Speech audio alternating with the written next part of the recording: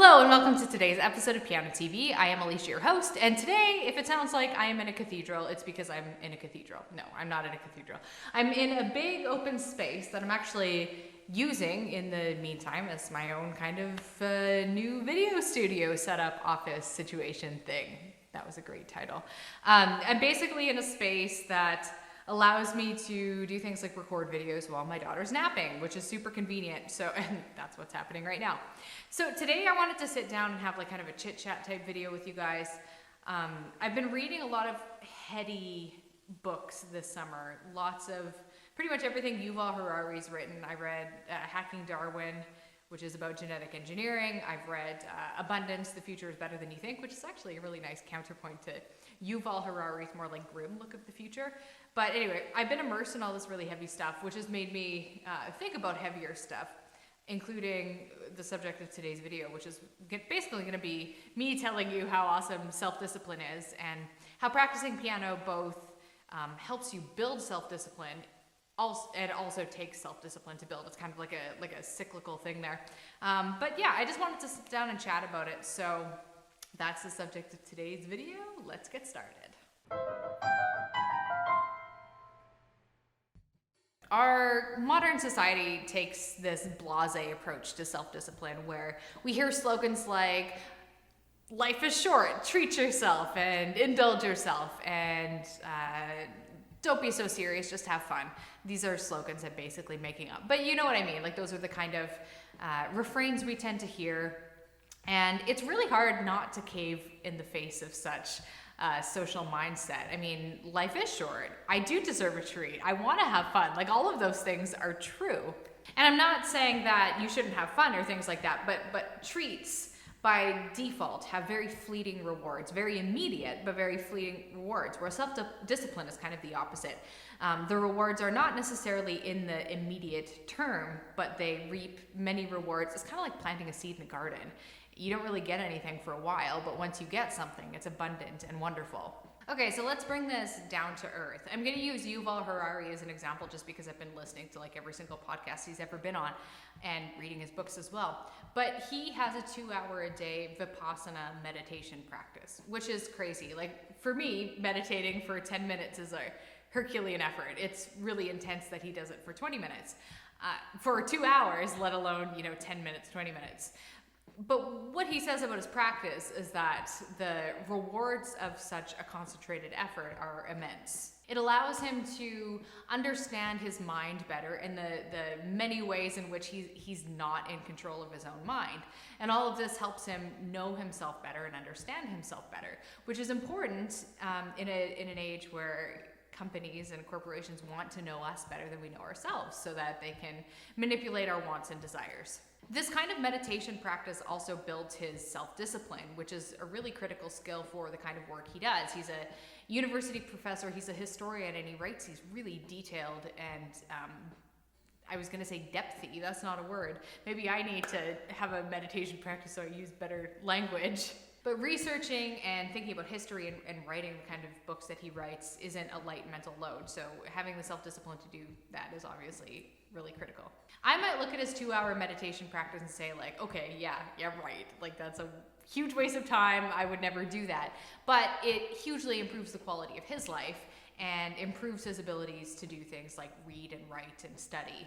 So this is not the part of the video where I tell you to start a 2-hour-a-day meditation practice. There are other ways to develop that self-discipline muscle, and there are also other ways to explore your own inner workings. And for some, that might be going on long walks. Henry David Thoreau famously would go on these like 4+. He basically proclaimed that he needed to walk for 4+ hours a day in order to, think properly. For others, that might be developing an artistic practice, such as, wait for it, practicing piano. Okay, so the thing that I hear people say is, practicing piano should be fun, right? And my response to that is kind of like, well, yeah, but, ... And then you can compare it to other things. So like getting to know yourself should be fun, right? Meditation should be fun, right? It's just breathing through the nose and focusing on the feeling of the breath in the nose. Like how difficult can that be? But it's not easy. And then us with our conditioning that everything should be easy, we put it aside. We think, okay, this is really hard, so that means it must not be for me. I don't have the talent, I don't have the skills, I'm not gonna do it. And then we put it away, we shelve it.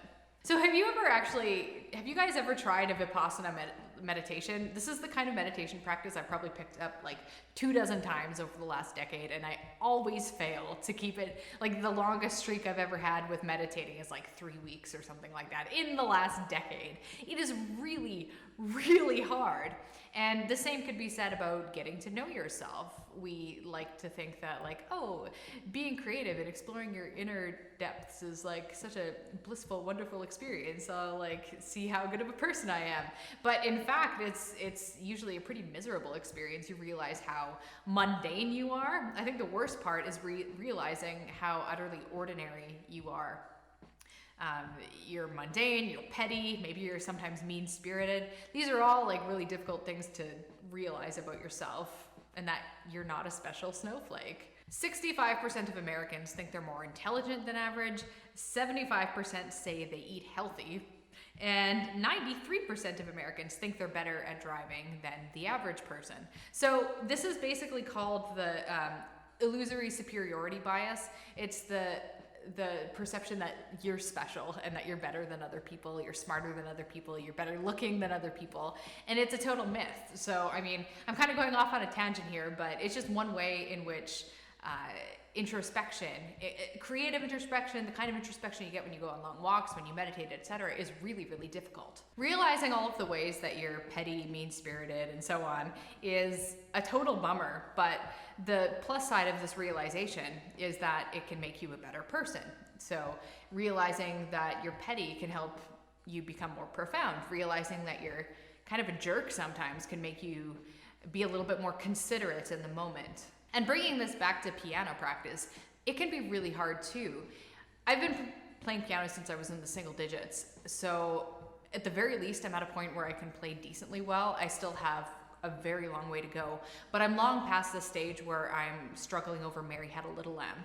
So being a beginner at something and kind of being in that like kiddie music stage or like just the beginner stage of anything you're learning is mentally just incredibly difficult for us to be at, because when we're not very good at something, the tendency again is to just say like, oh, I'm not good at this, I'm not talented, I'm gonna put it away, let's do something easier. Now, since I'm past that beginner stage, the 2-hour training session is something that I can stomach, and I do practice for 2 hours right now.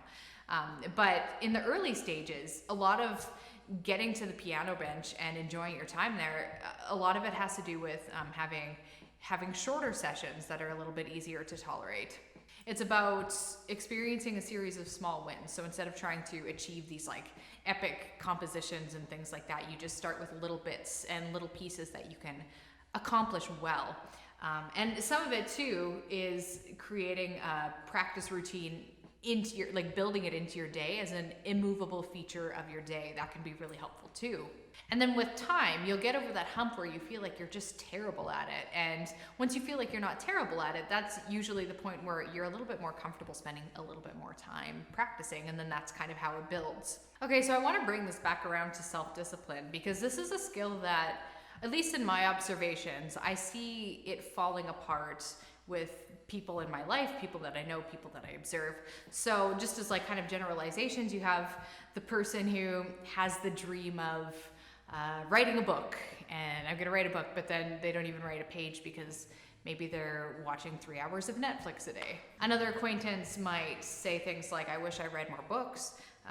That sounds awesome, but then they're checking their phone every 5 minutes. Or you have the person who says, I really want to learn how to play piano. And then maybe they like go out and buy a keyboard and they buy all the materials and they watch like all the YouTube videos and stuff like that, but they don't actually practice the piano. They just read and learn and study about practicing piano. Does that sound like I'm telling you not to watch this video? Maybe. I'm not against Netflix or phones or YouTube videos or anything like that, but these things by their very design are created to capture our attention. It takes self-discipline to put them away, and it takes self-discipline to get to the piano bench and practice, just in the same way as I mentioned that it builds self-discipline to have that practice. In my 25-ish years of playing piano, I've had a very erratic practice habit. I've had, like, when I was younger, I was pretty good and pretty consistent, but then when I was a teenager, I was really erratic. I would practice for like many hours at a time and then nothing. I would go through bursts like that. I've gone through periods in my 20s where I pretty much haven't practiced at all. And I have to say that of all of the habits that I've picked up and dropped over the years, having a dedicated long practice session in my daily schedule is one of the most beneficial things. And I will explain why. Right now I'm in a phase where I'm practicing about 2 hours a day because I'm in exam preparation mode. But, and this is 2 hours a day of like exam pieces and focused practice. That doesn't even include like the fun stuff, like when I noodle around ideas, do songwriting, stuff like that. It's hard to practice this much, especially as the mother of a small child. I'm home with my child a lot. So for me, practicing 2 hours a day means getting up early and practicing first thing in the morning. And it also means, instead of at night when my daughter goes to bed and flopping on the couch because I'm tired, it means getting to the piano bench again for another hour. It's really difficult to work it into your life. If it's 20 minutes, 2 hours, it doesn't matter. And then that's just the self-discipline involved in getting to the piano in the first place. There's a whole bunch of self-discipline required once you're actually at the piano. When you're at the piano, you need all these micro moments of self-discipline. Like, say you're learning a piece and you play a passage and you make a mistake. It takes self-discipline to go back and try it again and again and again and again. When the temptation is just to say, I made a little mistake, but it's good enough. And then you keep on going. And learning a piece of music for the first time is incredibly difficult. You have to push through the unknown. You're doing all this reading. One of the things I find the most challenging is just setting up your fingers so that your fingers are doing the right. Like, sometimes those finger patterns in your music can be really, really weird and awkward, especially in like early classical Baroque type music. There can be really, really awkward fingerings. But getting these right sets things up for your future practice when you know the piece better.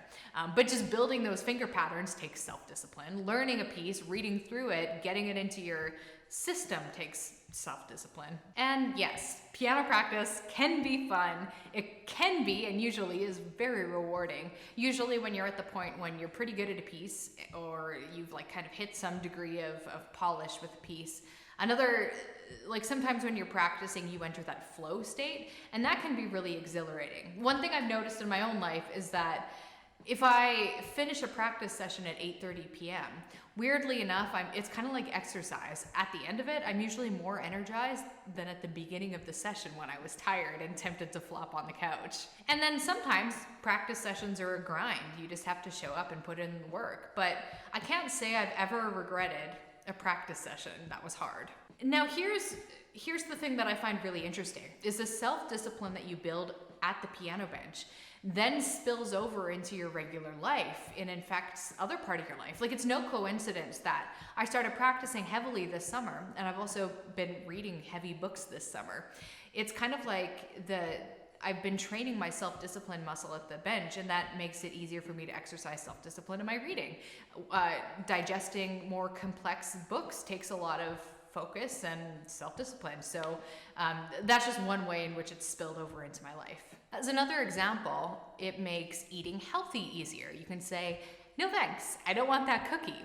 We live in an era where it's typical to get advice to indulge your whims, but isn't a life where you don't indulge every whim just as worthy, maybe even more so?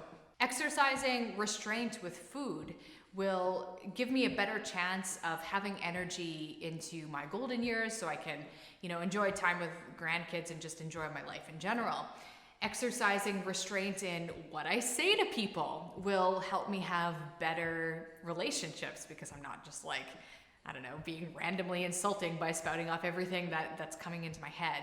Exercising restraint with my wallet allows me to save and invest, which are things that are going to help me in the future. Exercising restraint with partying allows me to be fully awake and clear-headed and refreshed for my morning practice. Exercising restraint with the amount I work allows me to have a more balanced life and lots of time with my family, and so on and so on and so on. I'm a much happier person when I'm not just giving into every fleeting whim and impulse. And this is why self-discipline is critical. People who worship impulsivity look at this kind of life and see it as deprivation. I've been that person. I've memorized those lines. I totally understand where they're coming from. But now I think that the opposite is true. I don't think that self-discipline leads to a life of deprivation. I think it's the opposite. I think it leads to a life of abundance. With self-discipline, you enable yourself to have an abundance of energy, an abundance of joy, maybe down the line, an abundance of money. Saying no to that cookie now might give me a fleeting pang of regret or whatever it is, but down the line I'll have confidence, because being able to say no to things that are nice in the short term but maybe not helpful in the long term gives you this sense of like, you're awesome, you can say no to things, you can stand up to things. It gives you confidence, and that confidence that you build has more value than any cookie ever could give. And that is where I'm going to wrap up today's video. Apparently I am telling you not to watch YouTube and not to eat cookies. And I'd be a total hypocrite because I had a couple Oreo cookies last night. So I'm not saying don't eat the cookie, but you hopefully are understanding where I'm coming from with these examples. I really encourage you to continue practicing piano, enjoy the practice. And even when the practices are hard, it doesn't mean that practicing isn't for you. It just means that practice is hard, and that's totally okay. And it builds self-discipline, so it's building character. As Calvin's dad would say, it builds character. And on that note, I'll catch you guys later. Thank you so much for watching today's video.